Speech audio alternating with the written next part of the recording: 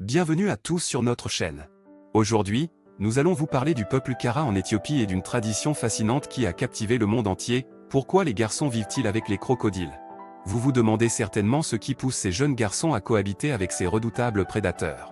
Eh bien, laissez-moi vous dire que les raisons derrière cette pratique sont à la fois étonnantes et intrigantes. Dans cette vidéo, nous allons explorer cette tradition ancestrale et découvrir les croyances qui l'entourent. Restez jusqu'à la fin pour en apprendre davantage sur le peuple Kara et n'oubliez pas de vous abonner à notre chaîne, de liker cette vidéo et de laisser vos commentaires. Alors, êtes-vous prêt à plonger dans cet univers unique? C'est parti! Dans les profondeurs des eaux du fleuve Omo, en Éthiopie, réside un peuple fascinant appelé les Kara. Ce groupe ethnique unique est connu pour sa relation inhabituelle avec les crocodiles du fleuve. Vous pourriez vous demander pourquoi les garçons de la tribu Kara vivent avec ces reptiles redoutables. Eh bien, laissez-moi vous plonger dans leur mode de vie extraordinaire et vous expliquer les raisons de cette cohabitation étonnante. Les Kara sont un peuple traditionnel qui vit dans la vallée de l'Omo depuis des siècles. Leur mode de vie est étroitement lié à la rivière, qui leur offre une abondance de ressources naturelles. Pour les Kara, l'eau est sacrée et les crocodiles sont considérés comme des esprits protecteurs de la rivière. Ils croient que vivre en harmonie avec ces créatures majestueuses leur apporte chance et prospérité. Dès leur plus jeune âge, les garçons Kara sont initiés à cette relation particulière avec les crocodiles.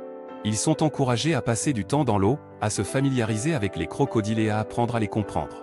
Les anciens de la tribu leur enseignent les techniques nécessaires pour interagir en toute sécurité avec les crocodiles, minimisant ainsi les risques de rencontres dangereuses.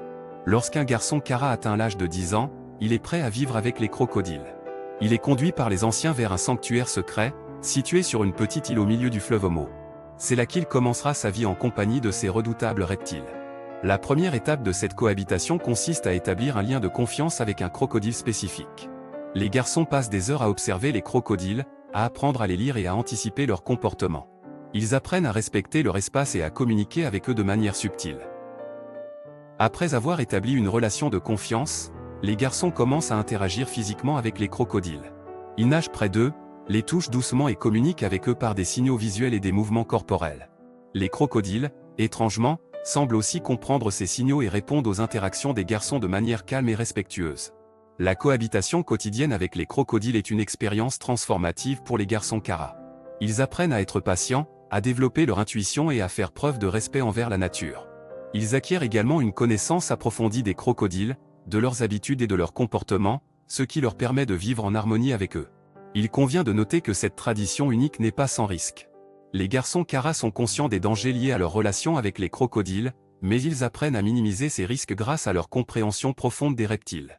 Ils sont toujours sous la supervision des anciens de la tribu, qui veillent à ce que leur sécurité soit garantie.